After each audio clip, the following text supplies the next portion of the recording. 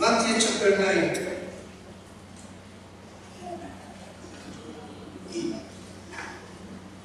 Ganun din po yung ating ministry sa Victoria ay pumungan at maging sa San Juan, no? At siyempre sa Luban, Kalayaan ay bubungang mabubuti po.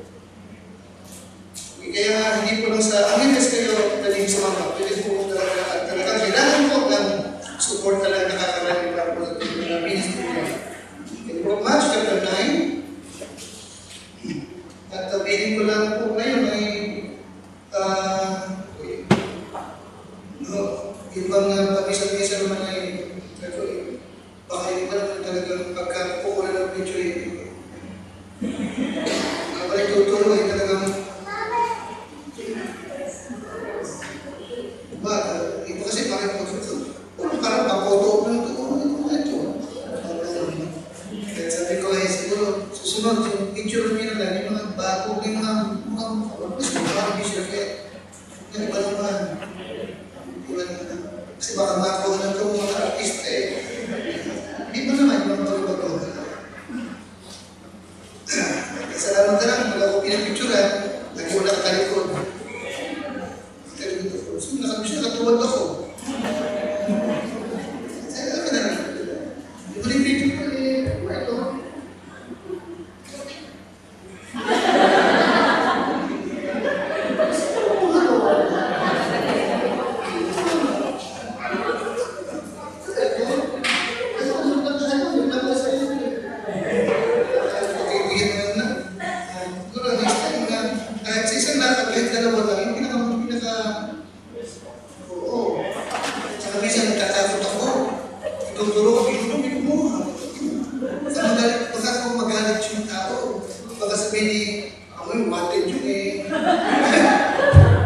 Ako na lang. Yung mga picture ko ito.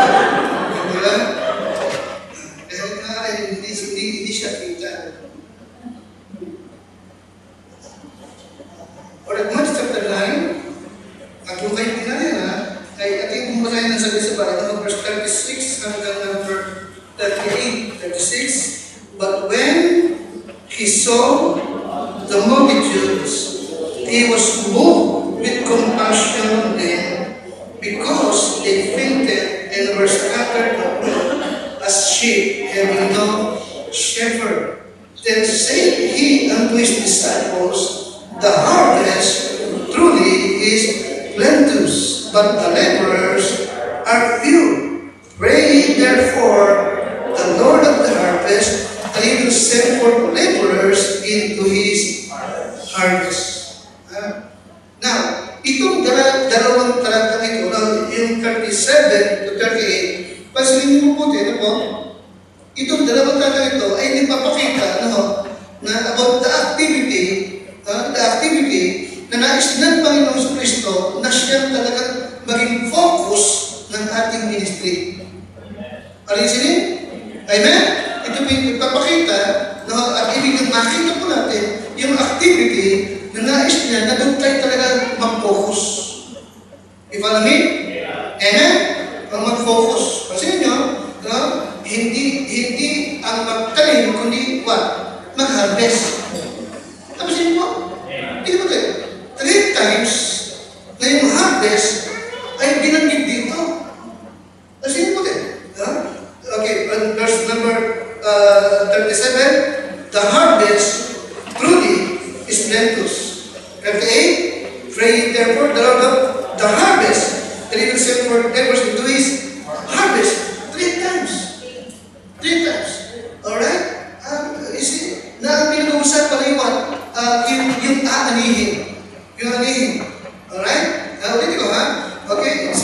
It is interesting, no? Kasi dalawang talatang ito, the Lord did not say na kanyang susubok ang kanyang mga disipulo, no? Okay? To sow the seed. Ipalagay? Alisin? Masino tayo, ha? Hindi niya sinabi na magsusubo siya upang magtanim ng binig. Nakakita po? Nakakita po? Bagkus. No, bagkus. Siya nagsusubo to what? To harvest. To harvest. Mag-aami na. Ipalagay? Amen? Amen? This means that God sent us to reap a harvest. Hindi ang matindi mag-aani. Maliwanag ba? Maliwanag ba? Of course, ang ibig sabihin is what? Kung harvest, ibig sabihin, di ba liligtas na? Hindi ka na magtatanim. Amen? Amen? May nagtanim na. Ano gagawin na lang natin? Mag-harvest na lang. Amen? Amen? Ibig sabihin, there are souls that can be saved.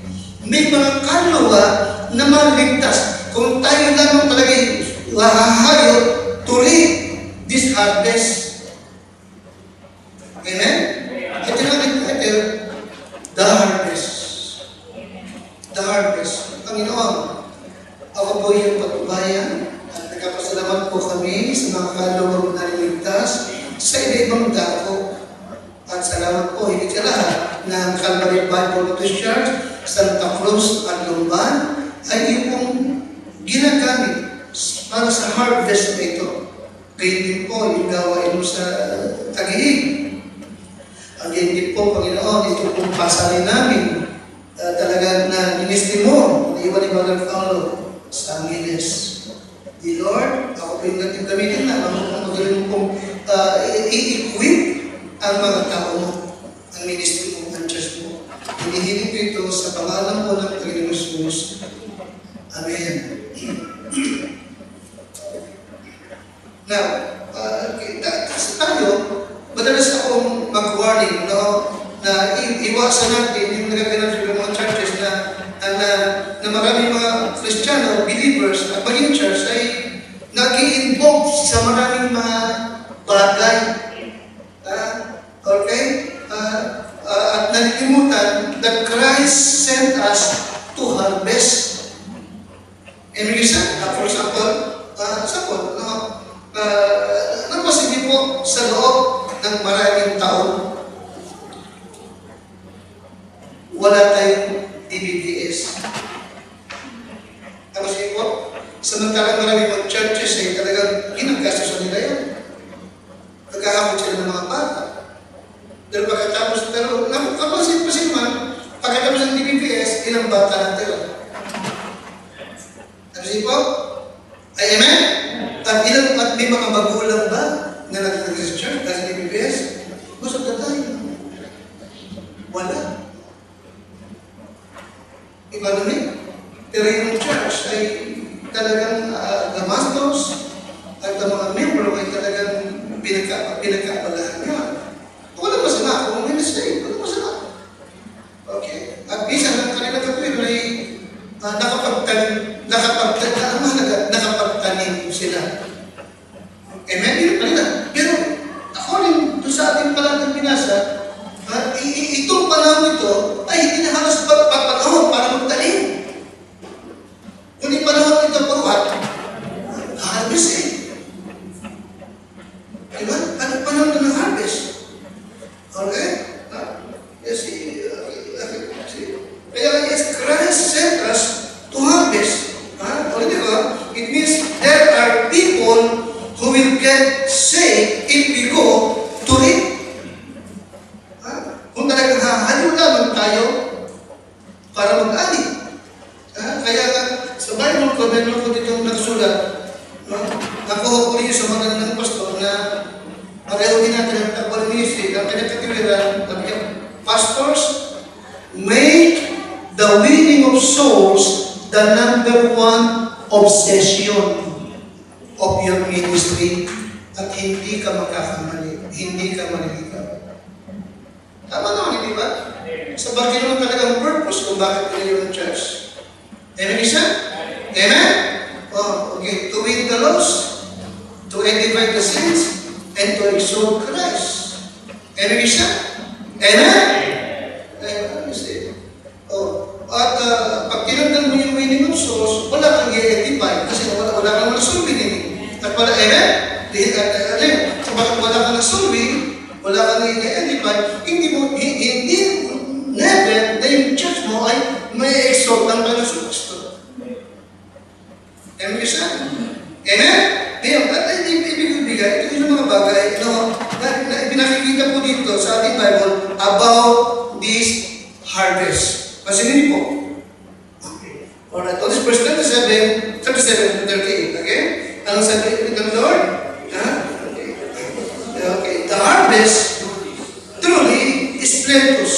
Pray ye therefore, for the Lord of the harvest, that He will send forth laborers into His harvest. Alright, number one, na makikita nyo, no?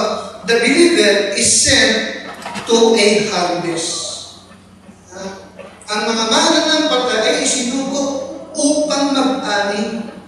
Upang mag-ani. Okay?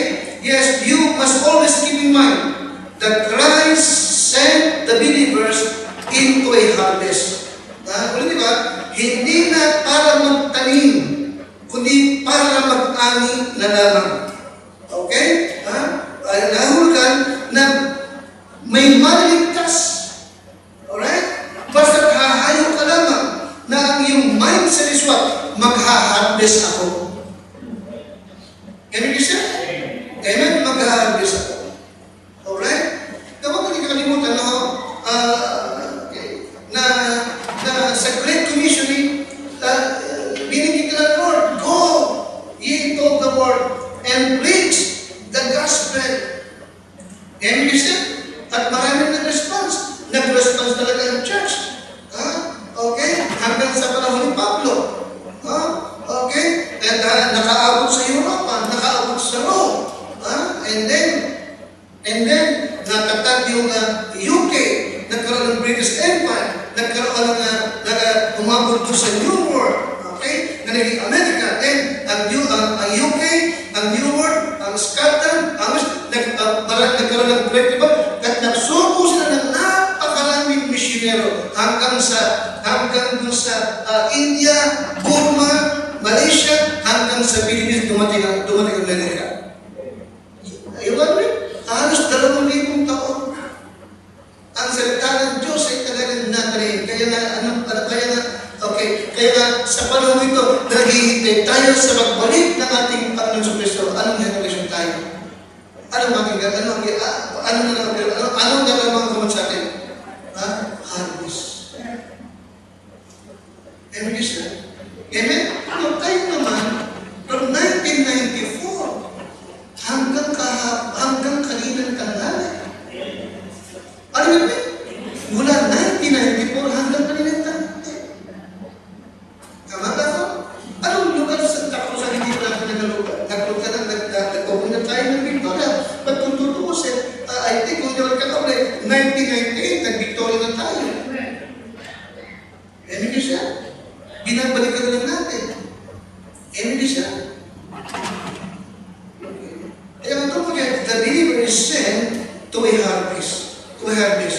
Okay, bakit? Listen, because the seed has already been sown. The seed has already been sown. Amen siya? Nakitanim na yung binhi. Ano yung binhi? The Word of God. Amen? Amen? The gospel of the Lord Jesus Christ. Don't forget it there. Amen? The seed is the Word. The Word of God. And the Word of God is quick and what? Powerful. Amen? Ito'y buhay. Ito'y powerful. Ito'y matalas. Nagtulad ng tabak, ng double blade na bumabaon sa espiritu, sa kaluluwa, at sa kasukasuan ng tao. Okay? Yes, the seed has already been sown.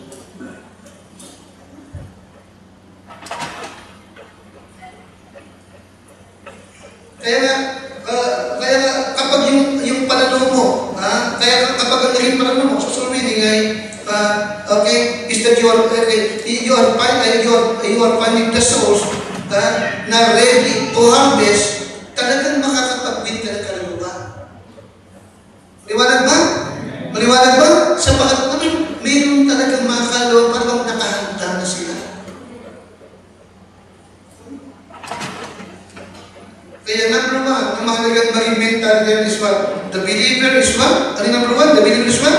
Sent to what? To a harvest. To a harvest. Secondly, alright, what is verse 38? sabi ng Lord, the harvest truly is what? Plentus. You see? The harvest truly is plentus. Sabi ng Lord, idalangin nga ninyo sa Panginoon ng aanihin na magpadala siya ng mga manggagawa sa kanyang aanihin. Alright, ano yung pangalawa? The harvest is plentus. The harvest is plentus. Verse 37. Okay? Verse 37 nga. Na magkaganoon, sinabi niya sa kanyang mga alagad, katotohanan, ang aanihin ay what? Marami. Amen? Magkano pala? Ang aanihin ay what? Marami. Kaya sabi ko doon, bakit dito kahapon, nung Sunday, Padang Testo, kasi meron itong mga taga, ito yung sa halaan ba yun? Hasaan. Yung halaan, nakakain, yung hasaan. Kasi talagang naghihirap naman talaga yung mga tao natin eh. Si Ernesto, sino ba? Si Canino, sila Orly. May punta sila ng punta. Meron ng tago ng tago. Ay ko, tago ng tago, mabayaan nyo na. Bayaan nyo sila. Okay, maraming naghihintay sa atin. Amen? Ba't yung tatago? Ba't yung pumunta naman nagtatago? Di ba? Okay. Ang puntahan yung talagang available. Di ba? Maraming naghihintay. Okay, tama. The harvest what? Plentus. Napakaraming anihin. Anong kulang na lang? Ano to ang problema? Kakaunti lang ang manggagawa. Amen? Kailangan natin ng mga leaders. Leaders. Kalakihan. Sa Victoria. Kailangan din ng mga leaders sa Hasaan, dyan sa Augo, dyan sa saan pa sa pila. Kailangan din ng mga leaders, preachers. Amen? Lumban, kalayaan. Kailangan natin. Saan pa natin kailangan leaders? Mga preachers natin. O sa Angeles. Amen? Of course, ano pa sa ating isipin? The moment na nagbukan tayo dun sa Angeles, the moment na tayo nagpunta na mag-harvest, makakapag-harvest tayo. Amen? Pag hindi natin alam kung saan pa tayo dadalhin ng Panginoon. Kaya ihanda ang sarili. Amen? Amen? The believer is sent to a harvest. Ano yung pangalawa? The harvest what? Plentus. Napakaraming ani. Okay? Now, tingin mo ha? Kasi po, yung Matthew chapter 9, alright, ay statement na sinalita ng Panginoon sa pagkakataon na siya po ay inuusig. Hindi ba? Amen? Na siya po ay pinagpaptaluhan, pinagpatayin. Tama ba ako? Amen? Amen? At pagkaakit ng Panginoon, ano nangyari? Maging yung kanyang mga alagad, hindi ba? Ay hindi tinatantanan ng pagbawalan at bilanggo. Tama ba ako? Tama ba ako? Tama ba? Alright. So lumalabas,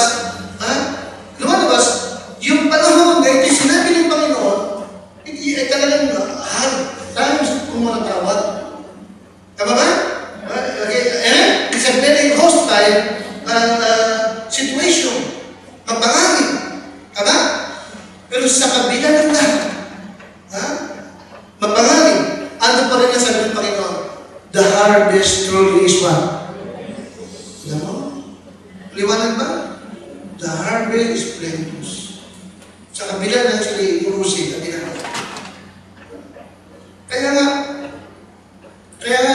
nakahulugan, no matter where you go today, isip ka pala, tinahulugan na saan man tayo pupunta ngayon, there are plenty of souls na maligtas.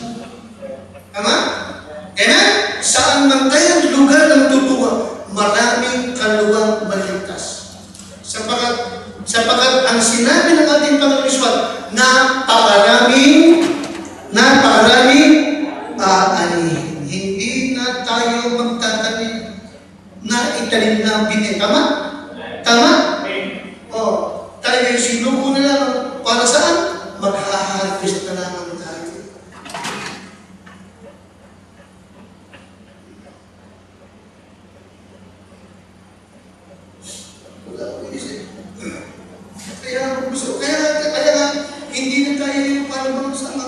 kaya pupunta? Diba? Ito ang Monserrate. Pag binalik ko ito, makakapagawin pa tayo yan. Amen? Amen? Yung norte pa, yung wawa pa, yung hipon pa.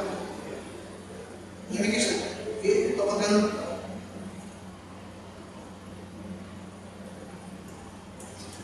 Yes, the harvest truly is plenteous.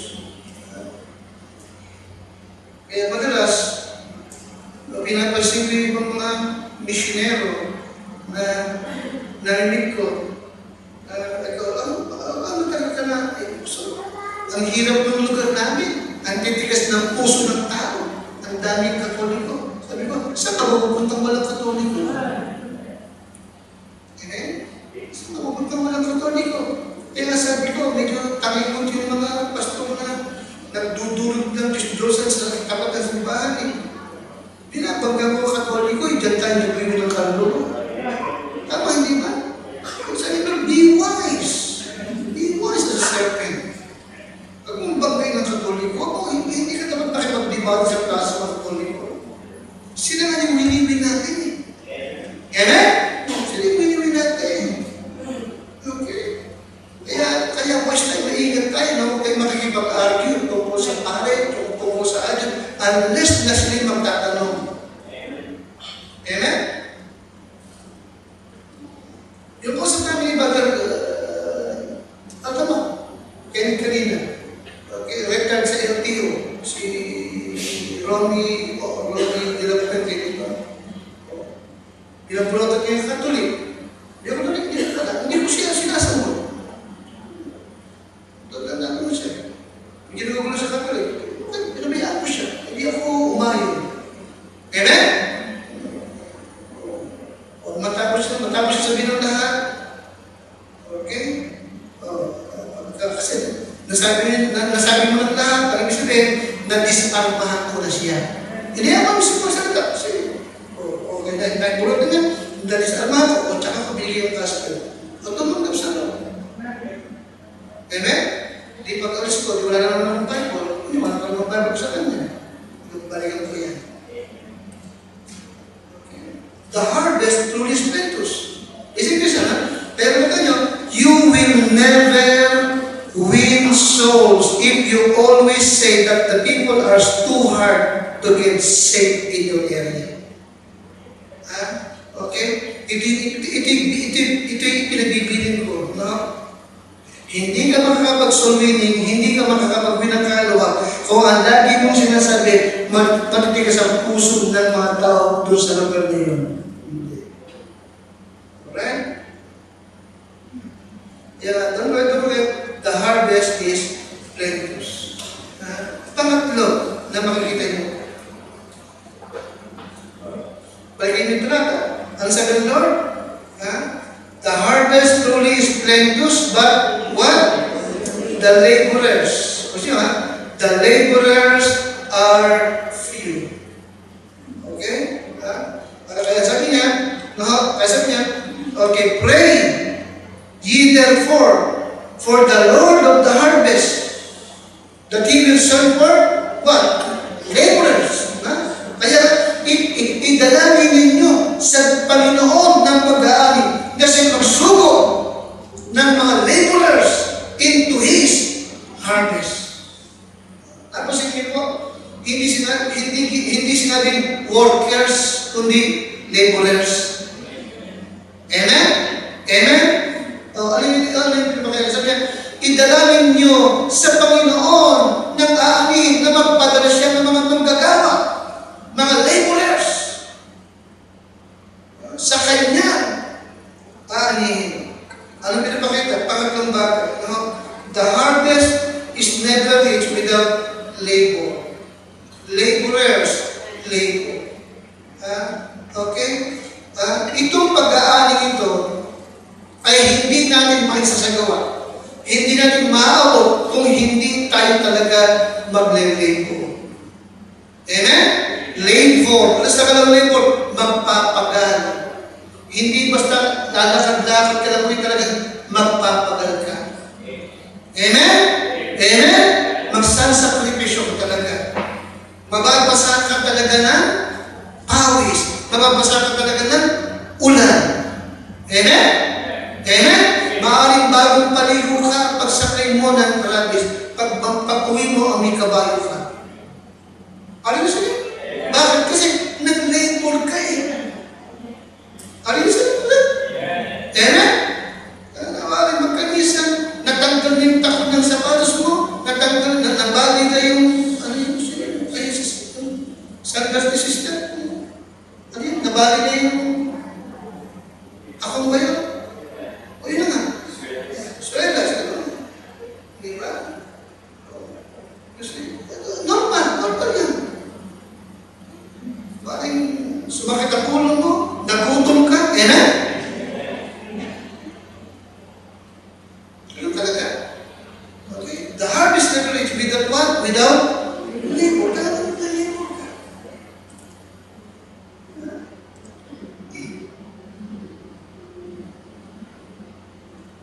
O kanina, alam niya, di ba? Kanina, tapos inis, di ba? Masakit ka ng pero kanina. Nakalaya na yung dolphin ko eh. Ang dalaw ko eh. Sakit talaga ng likod ko. Sakit ang pero ko. Pero nung nagtuturo tayo, parang nakalimutan mo na yung nalimutan ko. So the harvest is plenteous. No? But the harvest never reach without labor. Notice, Luke chapter 10 and verse number 2. Luke chapter 10 and verse number 2.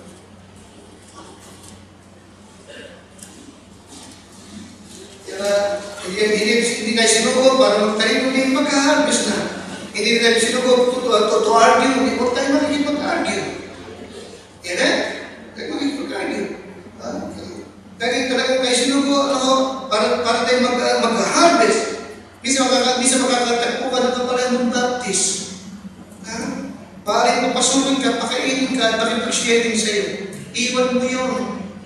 Dahil ka nakikinig kayo sa akin, iwan yan. Nakakatagpo ka ng pastor, nakakatagpo ka ng mga Bible baptist din. You see? And of course, gusto makipag-sharing. Iiwan ka. Hindi ko nagpunta rin paano makipag-sharing. Punta ko rin to win the loss. Ubusin mo yung panahon ko sa'yo. Yan yung isa. Kung member ka na sa Baptist Church niya, siyempre na, hindi ko magkakaroon sa'yo. Saan lang mag-alis na? Okay? Sa pagkata kayo nagpunta rito, for what? For harvest. Luke chapter 10, verse number 2. Luke 10 and number 2.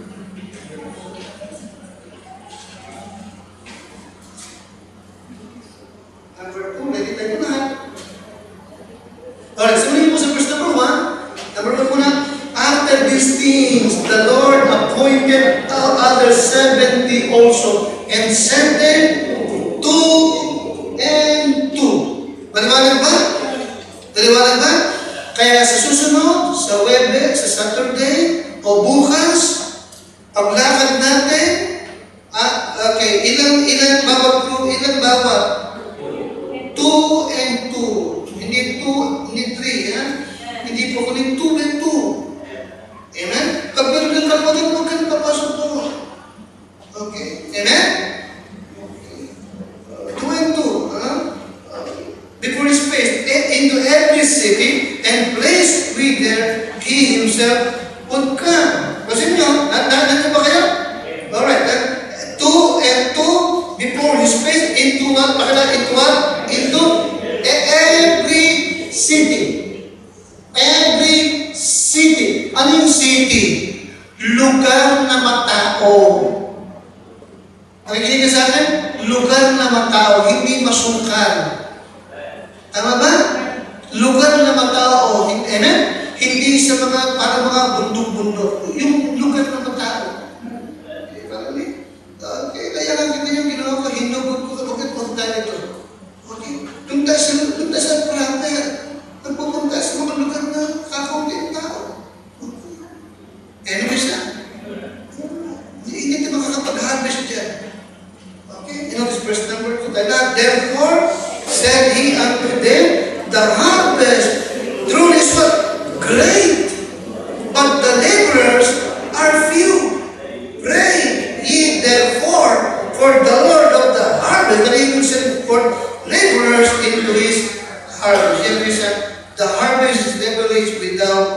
labor. You don't labor. You will never reap a harvest of souls. Okay? Na napakarami without labor. Kailangan talagang magpapagal tayo. Amen isa? Magpapagal tayo. Okay?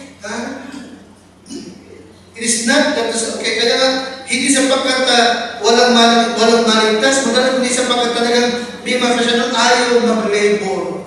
Pag hindi ka talaga mag-labor, hindi ka makakatakbo ng kaluluwang maligtas. Amen? Hindi ko, di ba? Huwag tayo maglalakta. Lahat bigyan ng pagkakataon maligtas.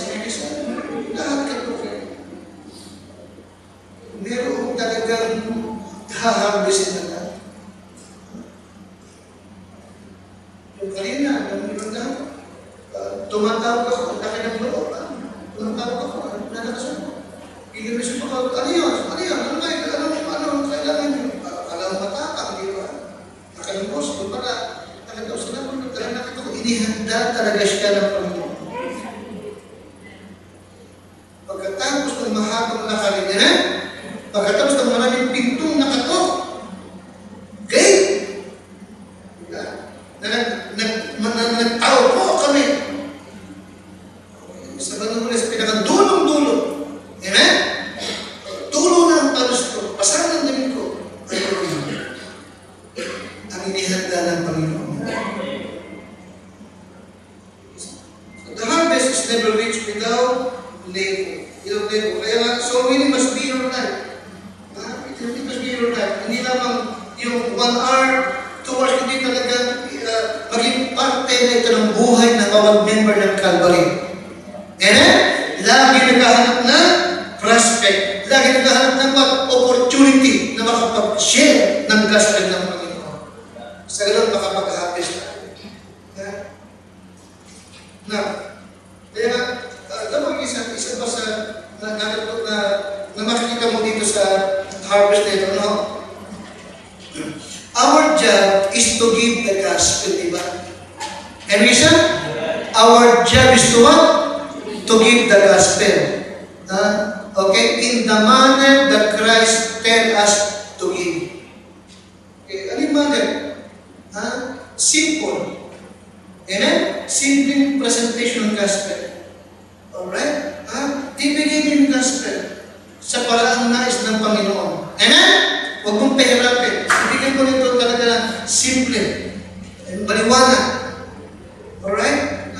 And don't forget, dahil bigyan mo ang gospel, kaganda mo lagi, yung binabagay ko, it is ours to go and witness. It is His to save. Ang sa atin ay humayo, ibigay ang gospel, siya ang magliligtas. Liwanag ba? Maliwanag ba? It is ours to go and to, pakilakas, witness. It is His to what? To save. Okay? Always give people a chance to get saved. Always give people a chance to get saved.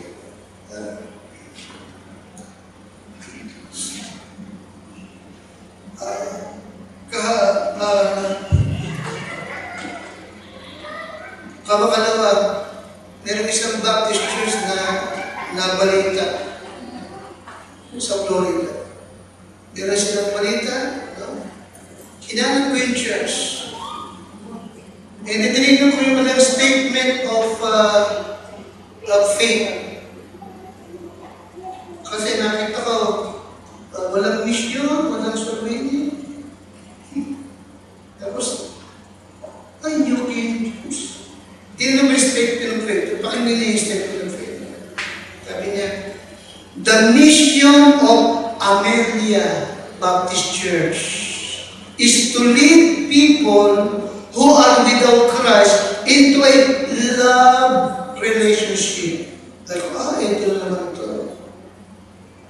With Him. Lagi ba? To lead people who are without Christ into a love relationship with Him. Alright? Again, our mission is to bring people who are without Christ into a love relationship with Him. Now listen, biblically speaking, mali yun. Mali yun. Okay?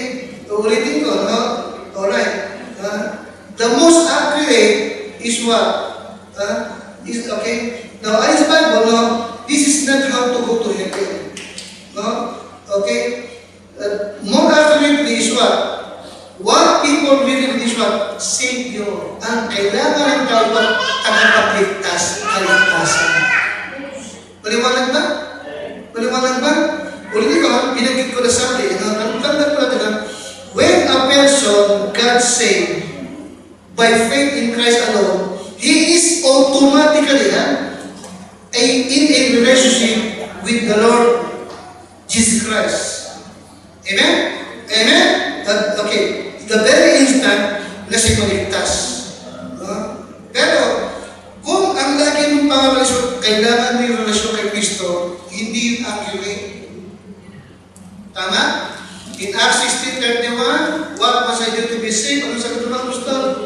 Believe on the Lord Jesus Christ, and thou shalt be saved. Ano pa? Now is the accepted time. Now is the day of your what? Salvation. Salvation. Romans 10:9, that if thou shalt confess with thy mouth the Lord Jesus and believe in thy heart that God hath raised him from the dead, thou shalt be what? Thou shalt be saved. Amen? Wala akong makita sa panahon ni John the Baptist at sa kailangan sa Lord na nag-preach na alam ng what? Relationship, di ba? Repent! Repent! And listen,